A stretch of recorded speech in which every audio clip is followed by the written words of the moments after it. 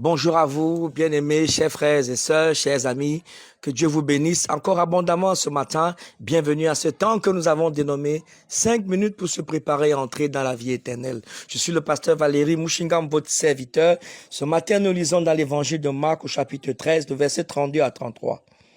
Pour ce qui est du jour ou de l'heure, personne ne le sait, ni les anges dans le ciel, ni le Fils, mais le Père seul. Prenez garde. Veillez et priez, car vous ne savez quand ce temps viendra. Jésus dit, c'est le Seigneur Jésus qui parle ici, il dit, pour ce qui est du jour ou de l'heure, personne ne le sait, ni les anges dans le ciel, ni le Fils, mais le Père seul. Vous entendez? Les gens s'inquiétaient alors que Jésus enseignait et sur son retour, il enseignait sur alors les temps de la fin, ils lui ont posé une question. Il voulait savoir exactement à quel moment est-ce que ce temps va arriver. Jésus va leur dire, écoutez, pour ce jour-là, personne ne sait. Et Jésus lui-même, en tant que fils de l'homme, il ne connaissait pas ce jour. Il a dit, il ne connaît pas ce jour. Vous entendez?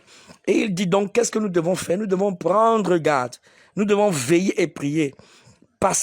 Car nous ne savons pas quand ce temps viendra. De quel temps il s'agit? Il s'agit du retour du Seigneur Jésus. Chaque fois que je le dis, cela me donne une excitation dans l'esprit. Oui, il s'agit du retour du Seigneur Jésus. C'est l'événement le plus glorieux, n'est-ce pas, qu'un chrétien doit attendre. J'ai l'habitude de dire, et je l'ai écrit dans un livre que j'ai intitulé La dernière heure, et le chrétien ne va pas être surpris de l'enlèvement. L'enlèvement ne doit pas surprendre un enfant de Dieu.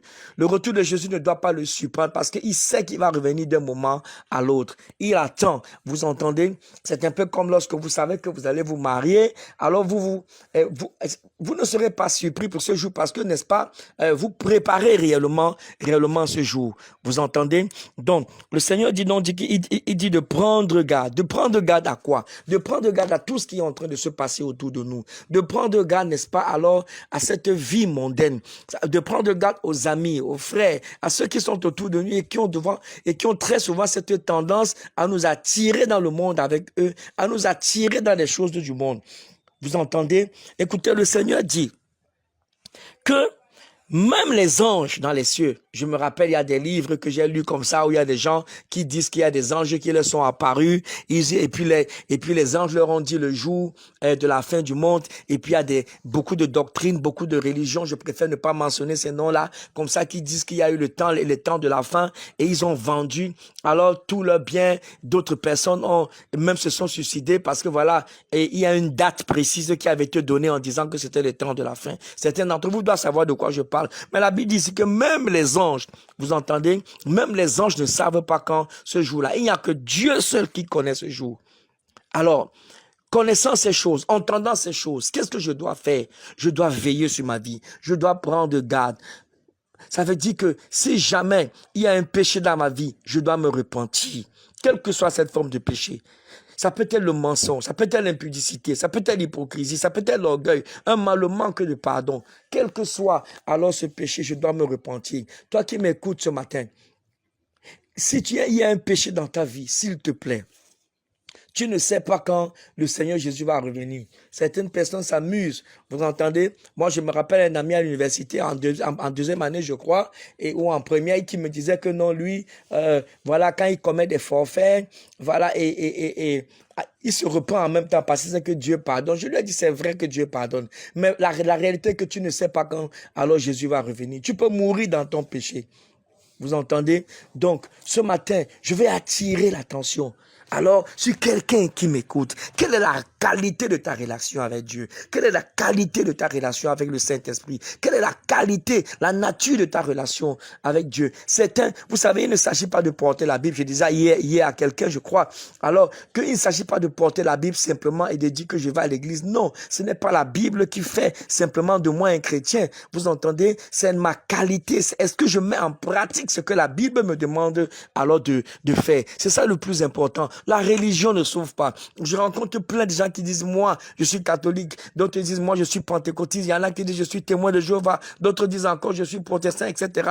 Mes amis, écoutez-moi. Au ciel, Dieu ne va pas nous poser la question dans quelle religion alors nous allions quand nous étions sur la terre. Au ciel, il n'y a pas de quartier, il n'y a pas de cité, il n'y a pas une ville pour les protestants, il n'y a pas une ville pour les pentecôtistes, il n'y a pas une ville pour les musulmans, etc. Non. Tous ceux qui vont rentrer au ciel, tous ceux qui vont vivre l'éternité, à ceux-là, simplement, le Seigneur va vérifier. Est-ce que mon fils Jésus-Christ que j'ai envoyé sur la terre, qui est le chemin, la vérité et la vie, est-ce que tu l'as accepté dans ton cœur? Et lorsque tu l'as accepté, est-ce que tu as marché selon ses voies? C'est la chose qu'il va nous demander. Voilà pourquoi tous les jours nous devons nous préparer. Je me souviens, n'est-ce pas, l'histoire de ce jardinier. Je vais finir avec ça ce matin. L'histoire de ce jardinier, n'est-ce pas, un propriétaire avait engagé alors pour tondre son gazon, pour prendre soin, n'est-ce pas, de son jardin. Et ce propriétaire-là, n'est-ce pas, il voyageait tout le temps. Il pouvait revenir une fois tous les 5 ans. Vous entendez? Et maintenant, alors, un de ces jours comme ça, pendant que ce jardinier était en train de tondre le gazon, il prenait soin du gazon. Il y a un voisin qui est passé et qui lui a dit, mais dis donc, tu prends soin de ce gazon, n'est-ce pas? Comme si ton patron devait revenir dans une semaine, comme si ton patron devait revenir. Tu as entendu que ton patron revenait dans 3 jours. Tellement ce gazon est propre. Il dit non, je prends soin de ce gazon comme si mon patron revenait aujourd'hui. Écoutez-moi, c'est ce que je voudrais dire. Nous devons prendre soin de notre vie, du jardin de notre cœur, comme si Jésus revenait, non pas dans 3 jours, mais aujourd'hui. Mais aujourd'hui, parce que personne ne connaît le jour, ni l'heure. Nous devons prendre soin de notre vie, comme si Jésus revenait à la seconde près.